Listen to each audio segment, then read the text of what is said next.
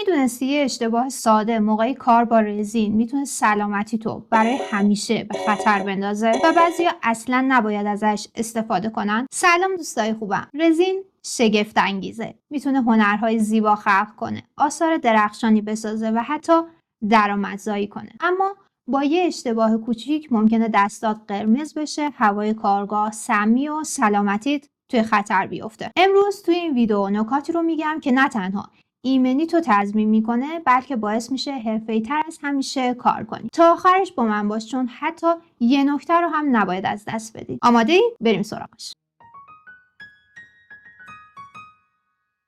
کار با رزین برای چه کسانی مناسب نیست؟ رزین یه ماده شیمیاییه که اگه به درستی باهاش کار نکنی میتونه مشکلاتی برای سلامتیت ایجاد کنه. اما این به این معنی نیست که همه میتونن بدون نگرانی ازش استفاده کنن. بیایم ببینیم چه کسایی باید احتیاط کنن یا شاید بهتر باشه اصلا سراغ رزین نرن. افرادی که آلرژی یا حساسیت پوستی دارن. رزین میتونه باعث تحریک پوست بشه، به خصوص اگه بدون دستکش کار کنی یا پوستت با مواد رزین و هاردنر در تماس قرار بگیره. اگه قبلا تجربه حساسیت به مواد شیمیایی رو داشتی بهتره خیلی دقت کنی. افراد با مشکلات تنفسی یا آسم. بخارات رزین میتونه برای افرادی که مشکلات تنفسی دارن خیلی خطرناک باشه. اگه توی فضای مناسب و با تهویه کافی کار نکنی این بخارات میتونن اذیتت کنن و یا حتی وضعیتت رو بدتر کنن. خانم‌های باردار یا شیرده. رزین حاوی مواد شیمیایی فعاله که ممکنه تاثیر منفی روی جنین یا نوزاد داشته باشه. تو این دوره‌ها بهتره از این کار دوری کنی. افرادی که صبر یا دقت کافی ندارن. کار با رزین نیاز به دقت زیادی داره. اندازه‌گیری اشتباه، زمانبندی نادرست یا حتی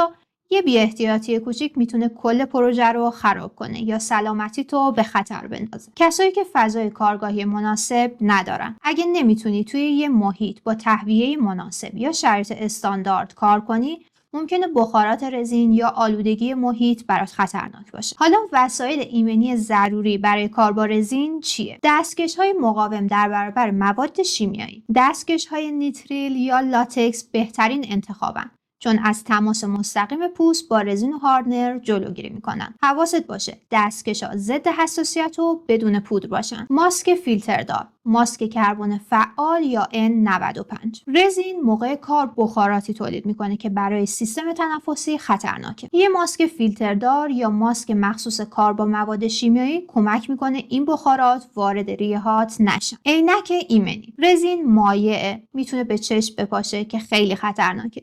یه عینک ایمنی که کل اطراف چشم رو پوشش بده از چشمت محافظت میکنه و بهتره از عینک‌های ضد بخار و مقاوم به مواد شیمیایی استفاده کن. لباس کار یا پیشبند پلاستیک. رزین اگه روی لباس معمولی بریزه به سختی پاک میشه و حتی ممکنه لباس خراب بشه. از پیشبند پلاستیکی یا لباس‌های یه بار مصرف محافظ استفاده کن یا حتی یه گان بیمارستانی. خب با این وسایل هم سلامتی تضمین میشه و هم میتونی با خیال راحت روی هنر زیبایی که خلق میکنی تمرکز کنی. البته شرایط کارگاهی درست و استاندارد نه تنها برای سلامتی بلکه برای کیفیت نهایی پروژه هم خیلی مهمه. حالا شرایط کارگاهی ایدئال برای کار با رزین چیه؟ دما. رزین توی دماهای مشخصی به بهترین شکل عمل میکنه. دمای ایدئال معمولاً بین 25 تا 28 درجه سانتیگراده. اگه دما پایین باشه رزین سفت‌تر میشه و سخت‌تر مخلوط میشه و زمان پخت طولانی تر میشه و ممکنه رزین به درستی سخت نشه. پس بهتره رزین و هاردنر رو قبل از استفاده برای مدتی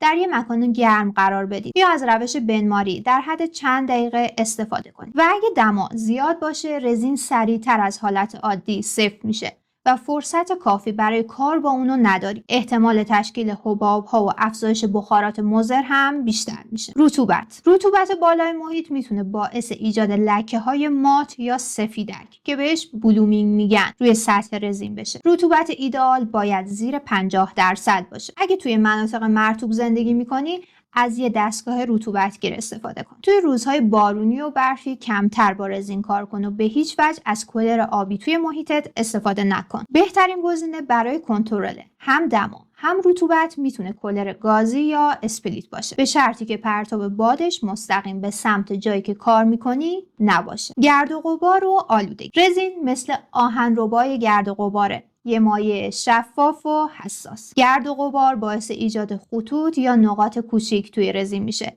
که ظاهر کار رو کدر و غیر شفاف میکنه. چربی یا روغن روی سطح میتونه مانع چسبندگی رزین به سطح بشه و ترک یا جدا شدگی ایجاد کنه. حتما قبل از شروع کار میز و محیط کارتو خوب تمیز کن. حتی وجود یه ذره گرد و غبار یا چربی میتونه پروژه‌تو خراب کنه. استفاده از یک کاور پلاستیکی برای پوشش پروژه بعد از ریختن رزین از افتادن هر چیز ناخواسته توی رزین جلوگیری میکنه. مثلا یه مگس مزاحم که میخواد خودشو بکشه و پروژه ما رو خراب کنه. تهویه مناسب. تهویه خوب ضروریه. بخارات رزین نباید توی محیط محبوس بشن. یه پنجره باز یا هواکش کارگاهتو امن‌تر میکنه. نورپردازی مناسب. رزین در معرض نور مستقیم خورشید یا اشعه فرابنفش ممکنه زرد بشه. در محیطی با نور طبیعی یا نور سفید کار کن و از منابع نوری که اشعه فرابنفش تولید نمی‌کنن استفاده کن. بهتره برای نگهداری رزین و مخصوصاً هاردنرش اونا رو توی جای تاریک قرار بدید. این نکات ساده اما حیاتی هستند و تاثیر زیادی روی نتیجه کارت دارن.